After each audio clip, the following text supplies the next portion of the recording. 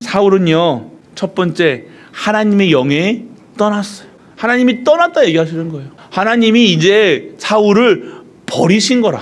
여러분들은 오늘 알아셔야 될 것은요, 하나님께 버림받으면 안 돼요. 끝까지 쓰임받아야 돼요. 어떠한 문제와 사건 속에서도요, 이것을 해야 되냐 말아야 되냐 아니라 하나님의 것으로 살아가야 되는 거예요. 나는 그런 문제 속에 있어도 나는 하나님께 영광 돌린다 이거예요. 우리의 인생은요, 하나님께 쓰임받는 인생이 돼야 되는 거예요. 문제 있다고, 사건 왔다고, 어렵다고 안 하는 게 아니라 그러면 그럴수록 우리는 더 하나님께 나아가시길 축원합니다. 하나님의 영에 떠나면요, 그렇게 할 수가 없어요.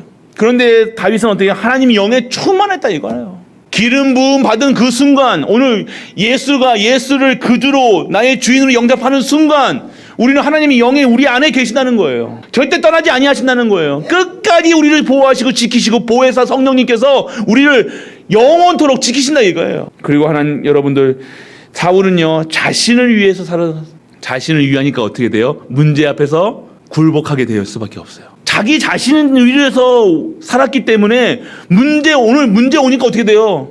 포기하는 거예요. 이해되십니까? 다윗은 삶 자체가 하나님께 영광이었다니까요. 아프던 고난을 받던 누가 쫓아오던 죽이려고 하던 하나님의 영광이라. 그러니까요, 하나님의 영광이 드려지는 삶이 사니까 그 자기 자신을요, 어떻게 합니까? 하나님의 영광이 드러내는 존재로 만들어지는 거예요. 결국 사울은요, 자기가 다윗을 쫓아다닐 때 그렇게 협박하고 죽이려고 할 때 그 고난과 핍박, 환난 다 당했던 다윗은 살아남았고요. 어떻게 합니까? 사울은요, 결국 자기 스스로 못 견디고 그 상황을 못 견디는 거예요. 왜? 믿지를 않았다는 거죠. 문제 오니까 바로 어떻게 해요? 하나님도 없어. 결국 내 인생을 나를 위해서 살아가는 게 아닙니다. 우리는 하나님의 영광을 위해 살아가는 자예요. 아셔야 돼요. 결국 내 생각, 내 마음대로 살아가요. 내 생각대로만 하고 내 마음대로 하고. 아니에요. 다윗은요, 하나님의 뜻과 계획대로를 위해서 살았다. 그리고 네 번째는 뭡니까? 사울은 자기 힘으로 살아갔어요. 너무 잘났어. 호드도 멀쩡해. 잘생겼어. 그러니까요, 자기 힘대로 자기 것을 유지하기 위해서 자기 힘을, 그리고 위로도 사람의 위로를 받으려고 하니까 어떻게 합니까? 이런 말에 속았잖아요. 어떤 말에 속았습니까? 사울은 천천히요, 다윗은 만만이라. 사람의 말에 위로받았기 때문에 그 인생이 사람의 말에 넘어지기 시작하는 거예요. 그러니까 사람의 말에 흔들리는 거라, 세상 말에 흔들리는 거라. 우리는 하나님의 말씀으로 살아가야 됩니다. 사람의 말이 아니에요. 사람이 이러졌다 저렇다 눈치 보고 사는 이런 인생이 아니잖아요. 오늘 여러분들이 내 힘으로 살아가는 게 아니면 오늘 우리는요, 하나님이 주시는 힘으로 살아가야 돼요. 하나님의 위로가 필요합니다. 하나님의 위로는 뭡니까? 말씀이 위로가 돼야 되는 거예요. 하나님은 오늘 너에게 내가 너와 함께 하라 하시는 거예요. 내가 너를 지키겠다 얘기하시는 거예요. 하나님은 근원적인 부분을 내가 너와 함께 하겠다, 두려워하지 말라, 염려하지 말라, 내가 너의 주인이라고 얘기하시는 거예요. 그러면 된 거잖아요. 오늘 하나님의 위로를 받는 우리가 되시길 축원합니다. 그리고 근원이 뭐냐? 언약이 없다는 거예요. 언약, 하나님과의 약속이 없었던 사울, 결국 망한다가 아니라 결국 그렇게 갈 수밖에 없는 코스를 걷잖아. 그 길을 걷게 되어지는 거예요. 망하는 길.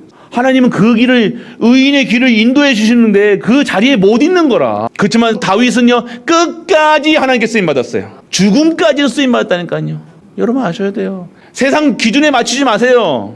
세상 말에 듣지 마세요. 오늘 하나님의 말씀에, 하나님의 언약 속에 들어가는 우리가 또 되시길 축원합니다. 그래서 오늘 제목이 뭐예요? 사울의 죽음이라니까요. 첫 번째 뭐예요?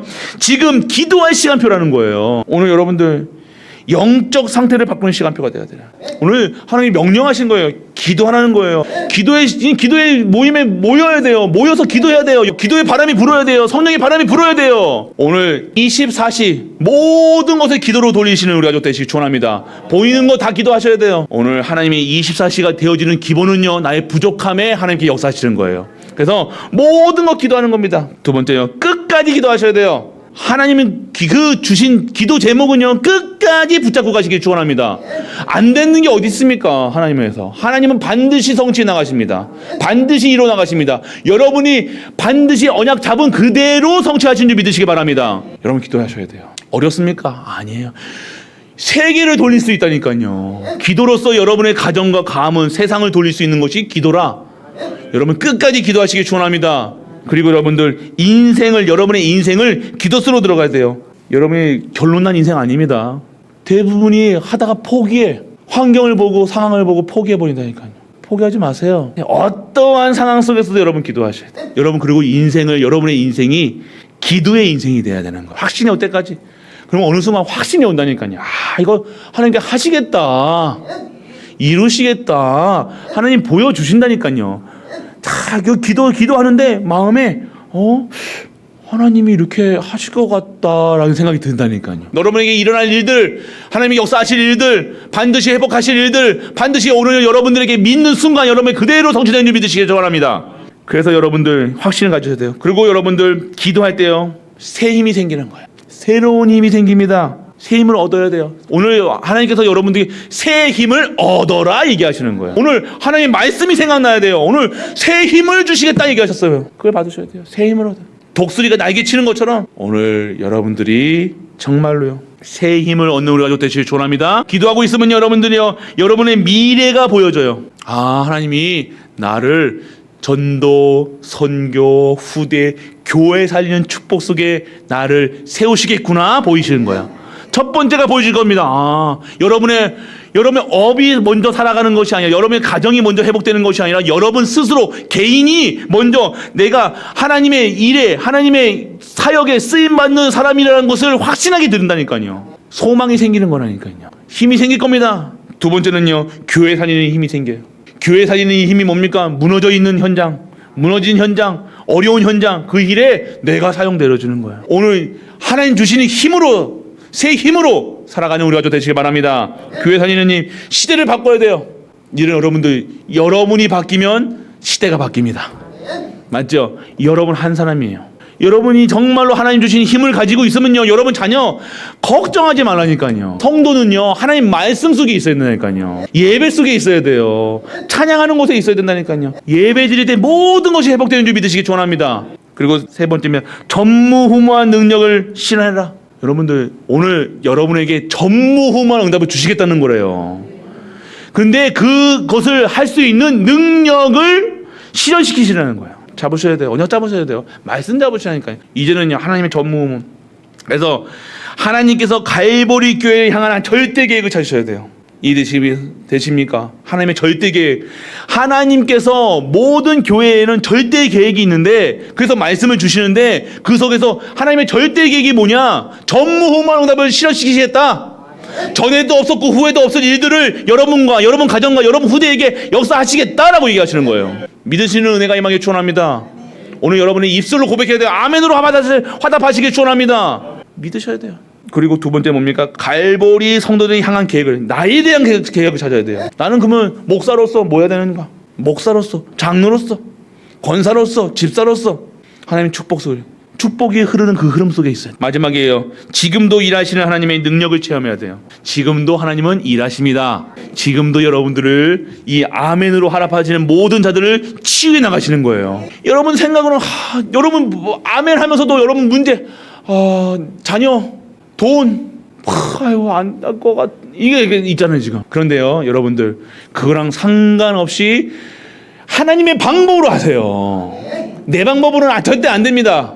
하나님의 방법으로 하신다니까요. 희한해요. 우리의 방법은 이렇게 해야 되고 저렇게 해야 되고 아니요. 하나님의 방법은요 우리의 생각과 차원이 다릅니다. 그러니까 우리는요 오늘 하나님이 일하실 수 있도록 아멘만 하시기 축원합니다. 결론입니다. 반면교사라는 말씀 사고 아시죠? 타산지석. 사울을 보고요 사울 같이만 안 살면 돼요. 이해되세요? 사울은 자기 것으로만 살았어요. 잘 아시죠? 아까도 말씀드렸죠. 사울의 삶. 우리는 그 반대만 하면 돼. 그 반대만 해도 여러분은 살아남아요. 하나님의 생각, 하나님의 마음, 하나님의 입술, 하나님의 귀, 하나님의 눈으로 모든 것을 보고 듣고 말하고 생각하고 마음 먹으시는 우리가 되시길 축원합니다. 마지막이에요. 쓸데없는 말 하지 말고 복음만 얘기하시는 거예요. 교회에 와서는요 하나님 말씀만 포럼하시기 축원합니다. 그래서 여러분들 기다리고 기도하고 기대하라. 기다려야 돼요. 우리 영혼과 생각, 마음은요 계속해서 하나님이 주시는 힘으로 가지고 살아야 돼요. 그래서 여러분들 기다리라는 거예요. 기다려. 끝까지 기다리세요. 미리 여러분 가정과 가문과 여러분의 모든 것이 회복되게 하실 것이니까 오늘 그 일을 믿고 기도하시고 언약 잡으시고 증거하시는 우리 가족들 되시길 주 예수 그리스도의 이름으로 축복합니다.